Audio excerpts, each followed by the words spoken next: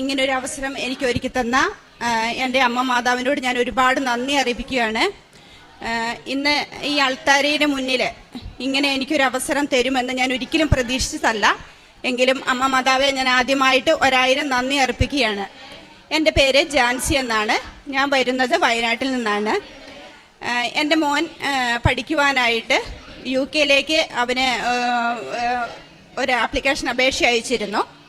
അതിൻ്റെ ഫലമായിട്ട് അവന് UK നിന്ന് അവിടുന്ന് യൂണിവേഴ്സിറ്റിയിൽ നിന്ന് റിപ്ലൈ കൊടുത്തു. അവന് അവിടെ സീറ്റ് ഒഴിവുണ്ട്, അപ്പോൾ അവിടത്തേക്ക് പഠിക്കാൻ വരാമെന്ന് അവിടുന്ന് പറഞ്ഞിരുന്നു. അതിൻ്റെ ഫലമായിട്ട് ഞങ്ങൾ ബാങ്കിൽ പോയി കാര്യങ്ങളൊക്കെ അവിടുന്ന് അന്വേഷിച്ചു. അപ്പോൾ യൂണിവേഴ്സിറ്റിയിൽ നിന്ന് അറിയിച്ചപ്പോൾ 35 ലക്ഷം രൂപയാണ് നമുക്ക് ചിലവ് വരുന്നതെന്ന് പറഞ്ഞു. അന്നേരം ഞങ്ങളുടെ കയ്യിൽ പൈസയൊന്നും ഉണ്ടായിരുന്നില്ല. എങ്കിലും ഞങ്ങൾ മാതാവിൻ്റെ അനുഗ്രഹത്താൽ ഇറങ്ങിത്തിരിക്കാമെന്ന് വിചാരിച്ചുകൊണ്ട് തന്നെ ഞങ്ങൾ ഇറങ്ങിത്തിരിച്ചു. അങ്ങനെ ഞങ്ങൾ ആദ്യമായി തന്നെ ഞങ്ങൾ ബാങ്കിലേക്ക് പോയി.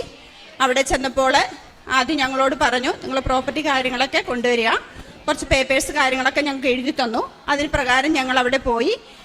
അങ്ങനെ അവർ ഡോക്യുമെൻറ്റ്സ് കാര്യങ്ങളൊക്കെ അവിടെ വാങ്ങി വെച്ചതിന് ശേഷം ഞങ്ങൾ ഒരു വെള്ളിയാഴ്ചയായിരുന്നു.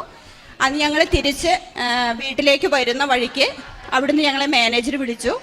എന്നിട്ട് പറഞ്ഞു, നിങ്ങൾക്ക് ലോണ് തരാൻ കഴിയില്ല, കാരണം 25 ലക്ഷം രൂപയോളം നിങ്ങളുടെ അക്കൗണ്ടിൽ ഇപ്പം തന്നെ കാണിക്കണം, അങ്ങനെ കാണിച്ചാൽ മാത്രമേ നിങ്ങൾക്ക് തരാൻ കഴിയുള്ളൂ എന്ന് പറഞ്ഞു. അങ്ങനെ ഞങ്ങൾക്ക് എന്താണ് പറയേണ്ടതൊന്നും മനസ്സിലായില്ല. ഞങ്ങളപ്പം കോളേജിലേക്ക് ഒരു 55,000 രൂപ ഞങ്ങൾ ഫീസായിട്ട് അടച്ചിട്ടുണ്ടായിരുന്നു. അങ്ങനെ ഞങ്ങൾ പറഞ്ഞു, സാറേ ഞങ്ങൾ നാളെ അവിടേക്ക് വരാമെന്ന് പറഞ്ഞു. അന്ന് പിറ്റേ ദിവസം ഞങ്ങൾക്ക് പോകാൻ കഴിഞ്ഞില്ല. അന്ന് ഒരു ഹർത്താലായിരുന്നു, ശനിയാഴ്ച. അതിൻ്റെ പകരമായി ഞങ്ങൾ തിങ്കളാഴ്ച രാവിലെ 9 മണിയായപ്പോൾ മോനും പപ്പയും കൂടെ ബാങ്കിലേക്ക് പോകുവാനായി ഒരുങ്ങി. അങ്ങനെ ഒരുങ്ങുന്ന സമയത്ത് കൃപാസന മാതാവിൻ്റെ ഫോട്ടോയിന് മുമ്പിൽ നിന്നുകൊണ്ട് ഞങ്ങൾ തിരി കത്തിച്ച് പ്രാർത്ഥിച്ചു. അങ്ങനെ ഉടമ്പടി കാശ് രൂപവും അതുപോലെ ഉടമ്പടി തൈലവും കുഞ്ഞിൻ്റെ നെറ്റിയിൽ കുരിശ് വരച്ചുകൊണ്ട് ഞാൻ മകൻ്റെ കയ്യിൽ കൊടുത്തു. അങ്ങനെ അവരതുകൊണ്ട് പോയി. അവിടെ ചെന്ന് കഴിഞ്ഞപ്പോൾ 9:30 ബാങ്കിലെത്തി. 12 മണി ആയി കഴിഞ്ഞിട്ടും ഒരു വിവരവും കിട്ടുന്നില്ല. എനിക്ക് ആകെപ്പാട് ടെൻഷനായി. അങ്ങനെ ഒരു 12 മണിയായപ്പോൾ ഞാൻ വിളിച്ചു ചോദിച്ചു. അന്നേരം പറഞ്ഞു, ഒരു പ്രതീക്ഷയും ഇല്ല, ഇത് നടക്കുമോ എന്ന് തോന്നുന്നില്ല, കാരണം മാനേജർ സമ്മതിക്കുന്നില്ല എന്ന് പറഞ്ഞു. അങ്ങനെ എന്നോട് ചോദിച്ചു, ഹസ്ബൻഡ് ചോദിച്ചു എന്താണ് ചെയ്യുന്നതെന്ന് ചോദിച്ചു. അപ്പം ഞാൻ പറഞ്ഞു, പ്രാർത്ഥിക്കാം, മാതാവ് ഇടപെടുമായിരിക്കുമെന്ന് പറഞ്ഞു. അങ്ങനെ എന്നോട് പറഞ്ഞു, നന്നായിട്ട് മാതാവിനെ വിളിച്ച് നീ പ്രാർത്ഥിക്ക്, നമ്മുടെ മുന്നിലുള്ള ഇനിയുള്ള വഴി അത് മാത്രമേ ഉള്ളൂ എന്ന് പറഞ്ഞു. ഞാൻ ആ നിമിഷം തന്നെ തിരി കത്തിച്ച മാതാവിൻ്റെ മുമ്പിൽ നിന്നുകൊണ്ട് കരഞ്ഞുകൊണ്ട് പ്രാർത്ഥിച്ചു. 2 കൈയും വിരിച്ചുകൊണ്ട് പ്രാർത്ഥിച്ചു. മാതാവിൻ്റെ അനുഗ്രഹത്താൽ ഒരു 12:30 കഴിഞ്ഞപ്പോഴേക്കും ഇവരെന്നെ അവിടുന്ന് വിളിച്ചു.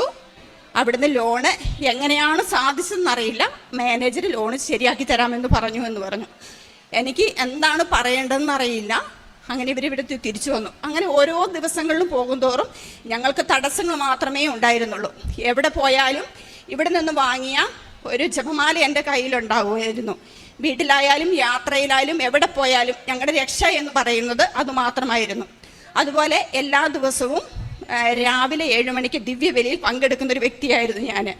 ഒരു ഞായറാഴ്ച പോലും വിശുദ്ധ കുർബാനയിൽ ഞങ്ങളുടെ കുടുംബം ആരും തന്നെ ഒഴിവാക്കാറുമില്ലായിരുന്നു.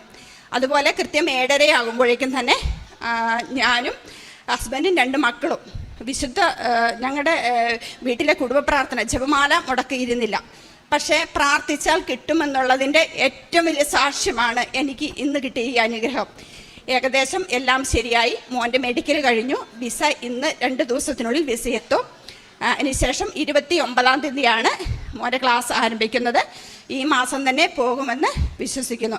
മാതാവിൻ്റെ അനുഗ്രഹത്താൽ നടക്കുമെന്നുള്ള 100% പ്രതീക്ഷയുണ്ട്. കാരണം ഇത്രത്തോളം വഴി നടത്തിയ അമ്മ ഞങ്ങളെ ഇനിയും മുന്നോട്ട് നയിക്കുമെന്നുള്ള വിശ്വാസത്തോടു കൂടി അമ്മ ഞങ്ങളുടെ കുടുംബത്തോട് എപ്പോഴും ഉണ്ടായിരിക്കുമെന്നുള്ള അനുഗ്രഹത്താൽ നന്ദി പറയുന്നു. അതുപോലെ തന്നെ എന്ത് കാര്യത്തിന് നമ്മൾ ഇതായാലും ഇപ്പൊ യൂണിവേഴ്സിറ്റിന്റെ ആണെങ്കിലും എന്ത് കാര്യത്തിനും ആയാലും എപ്പോഴും തടസ്സങ്ങൾ മാത്രമേ ഉണ്ടായിരുന്നുള്ളൂ. വേറെ ഒരു കാര്യം എന്ത് പറഞ്ഞാലും നടക്കൂല എന്ന് മാത്രമേ. ഇപ്പൊ ബാങ്കിൽ നിന്നാണെങ്കിലും വേറെ, അതുപോലെ തന്നെ യൂണിവേഴ്സിറ്റിന്റെ ഇന്റർവ്യൂ കാര്യങ്ങൾ, അതേപോലത്തെ പല കാര്യങ്ങളും എല്ലാ കാര്യങ്ങളും നടക്കില്ല എന്ന് തന്നെ എല്ലാം തടസ്സങ്ങളായിരുന്നു. അപ്പോൾ ഇതേപോലെ തന്നെ ബാങ്കിൽ പോയി കഴിഞ്ഞപ്പം ബാങ്കിൽ മാനേജർ ഞങ്ങളുടെ മുന്നിൽ ഇരുന്നിട്ട് ലാസ്റ്റ് മാനേജർ പറഞ്ഞു നടക്കൂല, നിങ്ങൾ അത് ട്രൈ ചെയ്യേണ്ട. കാരണം ബാക്കിയുള്ളത് എന്ന് പറഞ്ഞാൽ നിങ്ങൾക്ക് ഇപ്പോൾ ഈ ഇത്ര ഒരു ചെറിയ എമൗണ്ട് ലോണാണ്, അപ്പോൾ ഞങ്ങൾക്ക് അത് എന്തായാലും ആവശ്യമാണ്. പക്ഷേ അത് നിങ്ങൾക്ക് കിട്ടണമെങ്കിൽ നിങ്ങൾ ഇത്ര രൂപ നിങ്ങളുടെ അക്കൗണ്ടിൽ കാണിക്കണം എന്ന് പറഞ്ഞിട്ടുണ്ടായിരുന്നു. അപ്പം എന്തായാലും നടക്കൂല എന്നുള്ള രീതിയിൽ തന്നെ മാനേജർ ഞങ്ങളുടെ അടുത്ത് പറഞ്ഞു നടക്കൂല എന്ന് പറഞ്ഞു. എങ്കിലും ഞങ്ങൾ അവിടുത്തെ മാനേജറിന് മുന്നിൽ തന്നെ ഇങ്ങനെ ഇരുന്നു.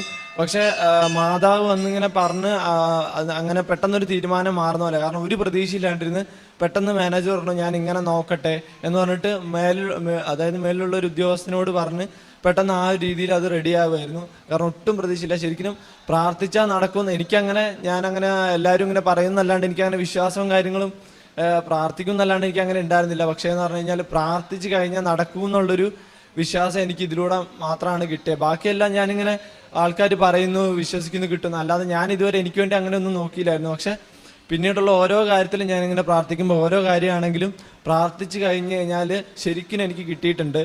അപ്പോൾ എനിക്ക് പ്രാർത്ഥിച്ച് കഴിഞ്ഞാൽ എന്തായാലും കിട്ടും എന്നുള്ള വിശ്വാസം ഉണ്ടായിരുന്നു. അതുപോലെ തന്നെ എനിക്കങ്ങനെ കിട്ടിയിട്ടുമുണ്ട്. പിന്നെ അതുപോലെ തന്നെ മാതാവിൻ്റെ മുന്നിൽ ഞാനിങ്ങനെ എല്ലാവരും ഇവിടെ വരുമെന്നൊക്കെ പറഞ്ഞു, പക്ഷെ ഞാനങ്ങനെ ഇതുവരെ വന്നിട്ടില്ല.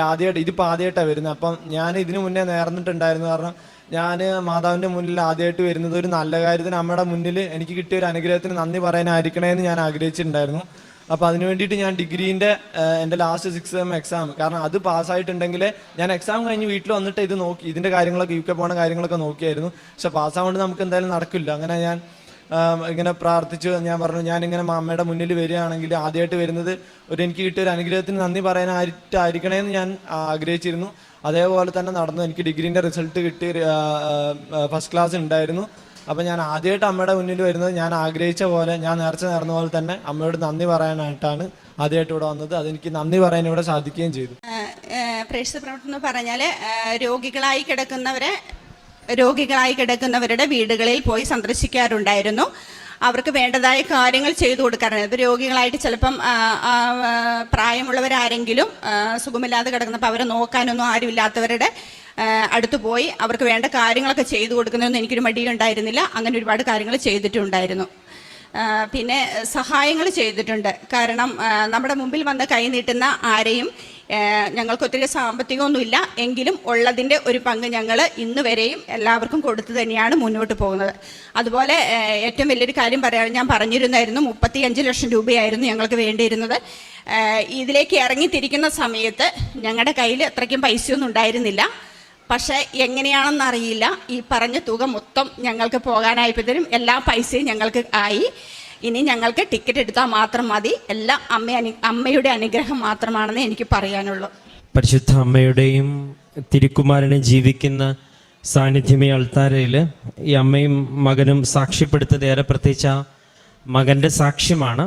അമ്മയാണ് ഉടമ്പടി എടുത്തത്. അപ്പം അമ്മയുടെ ഒരു ഉത്തരവാദിത്വം കൂടിയാണ് മകനെ ഈ അൾത്താരയിൽ കൊണ്ടുവന്ന് സാക്ഷ്യപ്പെടുത്തുക. കാരണം ഒരു സാക്ഷ്യം പൂർണ്ണമാകുന്നത് പ്രാർത്ഥിച്ച ആൾ വരുമ്പോൾ മാത്രമല്ല, ആ പ്രാർത്ഥിച്ച ആളും പ്രാർത്ഥനയുടെ ഫലം ലഭിച്ച ആളും കൂടെ ഒരുമിച്ച് വന്ന് ദൈവത്തിൻ്റെ തിരുമുമ്പിൽ അവൻ നാമ മഹത്വപ്പെടുത്തുമ്പോഴാണ് അതിനൊരു പൂർണ്ണത ലഭിക്കുന്നത്. അങ്ങനെയാണ് നമ്മൾ കൂടുതൽ ആഗ്രഹിക്കുകയും ചെയ്യുന്നത്. അപ്പം അതിൽ അവൻ വ്യക്തമായിട്ട് പറയുന്നുണ്ട്, മാതാവിനോടുള്ള പ്രാർത്ഥനയുണ്ട്, പക്ഷേ എൻ്റെ ജീവിതത്തിൽ പ്രാർത്ഥിച്ച് ലഭിക്കുമെന്നുള്ള അറിവ് മാത്രം ഉണ്ടായിരുന്നുള്ളൂ. പക്ഷേ ഈ ഒരു ഇൻസിഡൻറ്റ് അവൻ്റെ ലൈഫിലൊരു വിശ്വാസത്തിൻ്റെ ഒരു നെക്സ്റ്റ് സ്റ്റെപ്പിലേക്ക് കൊണ്ടുവരാനായിട്ട് സാധിച്ചു എന്നുള്ളതാണ്. അത് വളരെ ചുരുങ്ങിയ വാക്കിൽ ആ അനുഭവം പറയുന്നുണ്ട്. അപ്പം അതിന് സൈമൾട്ടേനിയസ്ലി ആയിട്ട് അമ്മയുടെ പ്രാർത്ഥനയുണ്ട്. അതായത് ഈ ബാങ്കിൽ പോകുന്ന സമയം, ഇപ്പം അമ്മ അതിനെക്കുറിച്ച് പറഞ്ഞു. അത് ബാങ്കിൽ പോകുന്ന സമയം പരിശുദ്ധ അമ്മയുടെ രൂപത്തിൻ്റെ അവിടെ മെഴുകുതിരി കത്തിച്ച് കൈകൾ വിരിച്ച് ഇപ്പം ഹൃദയം നുറുങ്ങി പ്രാർത്ഥിക്കുന്നവർക്ക് കർത്താവ് സമീപസ്ഥരാണെന്നുള്ള സംഗീതത്തിലെ 34:18 വചനമുണ്ട്. അപ്പം ഹൃദയം നുറുങ്ങി പ്രാർത്ഥിച്ചു എന്നുള്ളതും ആ പ്രാർത്ഥിക്കുന്ന അതേ സമയത്താണ് ഇപ്പം അവൻ പറയുന്നുണ്ട്, ആ ബാങ്കിൽ മാനേജർ സത്യം പറഞ്ഞാൽ അതൊരു കിട്ടത്തില്ല എന്നുള്ള രീതിയിൽ സംസാരിച്ചതിന് ശേഷം കുറച്ച് നേരങ്ങൾക്ക് ശേഷം നമുക്കൊരു ഓപ്ഷൻ ഉണ്ട് എന്ന് പറഞ്ഞ് ഇപ്പം നമ്മൾ ഈ ബൈബിളിൽ വായിക്കുന്ന ഒരു രാജസേവകന്റെ ഭൃത്യൻ സുഖപ്പെട്ട ഒരു അനുഭവത്തിൽ ഇങ്ങനെ പറയുന്നുണ്ട്. അത് കർത്താവ് പറഞ്ഞ സമയവും സൗഖ്യപ്പെട്ട സമയവും തമ്മിൽ ഇങ്ങനെ വളരെ യുക്തിപരമായിട്ട് പ്രാർത്ഥനയിൽ വിലയിരുത്തുന്ന ഒരു വലിയൊരു അനുഭവം ബൈബിളിൽ പറയുന്നുണ്ട്. അപ്പം ഇതിപ്പോൾ ഒരു സാക്ഷ്യത്തിലെന്നല്ല. അപ്പം അങ്ങനെ വ്യക്തമായിട്ടൊരു ദൈവിക ഇടപെടൽ അവൻ്റെ ജീവിതത്തിൽ ഉണ്ടായെന്നുള്ളൊരു ബോധ്യപ്പെടുത്തലിലാണ്. ഒന്നും പിന്നെ ഡിഗ്രിയിലെ എക്സാമുകളൊക്കെ ക്ലിയർ ചെയ്ത് മാതാവിൻ്റെ ഇടയ്ക്ക് വരുമ്പോൾ എനിക്ക് പറയാനായിട്ടൊരു സദ്വാർത്ത ഉണ്ടാവണം എന്നുള്ളൊരു ആഗ്രഹമുണ്ട്. അപ്പം അങ്ങനെ വളരെ വ്യക്തമായിട്ട് അവർ അമ്മയും മകനും കൂടെ വന്ന് പ്രാർത്ഥിച്ച ആളും പ്രാർത്ഥനയ്ക്ക് ഫലം ലഭിച്ച ആളും വന്ന് സാക്ഷ്യപ്പെടുത്തുന്നു. മാതാവ് ഈ കാര്യത്തിൽ സമയബന്ധിതമായിട്ട് പ്രാർത്ഥനയിലൊരു ഇടപെടൽ നടത്തി എന്നുള്ളൊരു ബോധ്യമുണ്ട്. ഒപ്പം ഏറ്റവും അവസാനം പറയുന്ന 3-4 വാക്കുകളുണ്ട്. ഉടമ്പടിയിലെ കാര്യങ്ങളെല്ലാം വ്യക്തമായിട്ട് ചെയ്യാനുള്ള ശ്രമവുമുണ്ട്. അപ്പം അതുകൊണ്ട് തന്നെ ഉടമ്പടിയിൽ ലഭിച്ചൊരു അനുഗ്രഹമാണെന്ന് ഈ ലോകത്തിന് മുമ്പിൽ നമ്മുടെ മുമ്പ് വിളിച്ചു പറയുമ്പം ഇനിയും ഉടമ്പടി എന്ന ഈ ഒരു വലിയ പ്രാർത്ഥന ഒരുപാട് പേരുടെ വിശ്വാസ ജീവിതത്തിൽ ഇങ്ങനെ വചനം ജീവിക്കേണ്ടതാണ്. അല്ലെ, ജീവിക്കുമ്പോൾ വചനം നമ്മുടെ ജീവിതത്തിൽ പ്രാവർത്തികമാവുന്നുള്ളൊരു ബോധ്യം നൽകുവാനായിട്ട് ഈ കുടുംബത്തെ തെരഞ്ഞെടുത്തതിനോടൊപ്പം പരിശുദ്ധ അമ്മ നൽകിയ സാന്നിധ്യത്തിനും ഒപ്പം ഇടപെടലിനെ പ്രതി നമുക്ക് കരങ്ങളടിച്ച് ദൈവത്തിൻ്റെ നാമം മഹത്വപ്പെടുത്താം.